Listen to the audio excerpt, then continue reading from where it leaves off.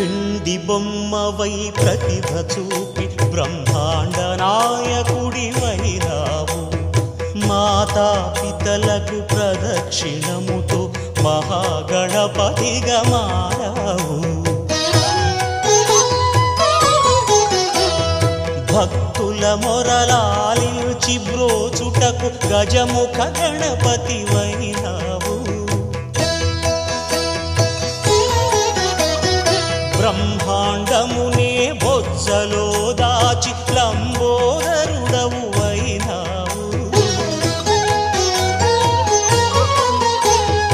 లాభము శుభము కీర్తిని పూర్వక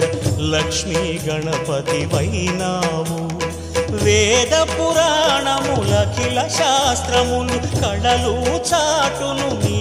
వైభవం వక్రతుండమే ఓ